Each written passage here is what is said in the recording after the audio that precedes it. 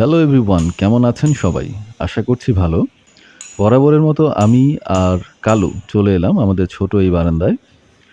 এখানে পুঁইশাক লাগিয়েছিলাম, গত ভিডিওতে দেখেছিলেন। সেটাই ছেটে দেওয়া হয়েছে আরও ভালো বৃদ্ধি পাওয়ার জন্য এবং একটু রোদে দেওয়া হয়েছে।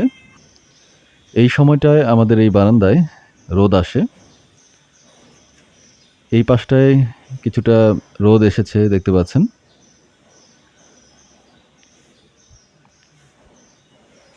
এবং অন্যান্য যে গাছগুলো আছে সেগুলো কিন্তু বেশ ভালো বৃদ্ধি পেয়েছে। আমি কিছুদিন আগে নার্সারিতে গিয়েছিলাম, সেখান থেকে সার এনেছি।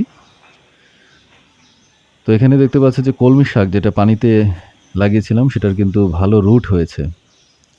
তো যেটা বলছিলাম যে সার আমি কিন্তু এই প্রত্যেকটা টবেই প্রয়োগ করেছি এবং দেখতে পাচ্ছেন যে সার পেয়ে এবং আলো বাতাস পানি পেয়ে প্রত্যেকটা গাছই কিন্তু বেশ তরতাজা হয়েছে।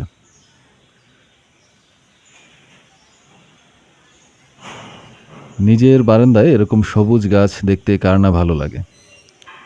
আজকে মূল উদ্দেশ্য হচ্ছে কলমি শাকের যে গাছটা আছে সেখান থেকে শাক সংগ্রহ করব। অর্থাৎ গাছটা ছেঁটে দেব। এটা কিন্তু খুব ইন্টারেস্টিং একটা বিষয় যে আমি টবে মূলার বীজ রোপণ করেছি। এখান থেকে ছোট কুঁড়ি বেরিয়েছে দেখতে পাচ্ছেন। আশা করছি কিছুদিনের মধ্যেই বড় হয়ে যাবে এবং আপনাদেরকে আমি পরবর্তী ভিডিওতে দেখাতে পারবো। এই সেই কলমি শাকের গাছ। এখান থেকেই শাক সংগ্রহ করব এবং এখানে কিছু শাক সংগ্রহ করেছি। তো এটা ছেটে দিলে কিন্তু আরো ভালোভাবে বৃদ্ধি পাবে।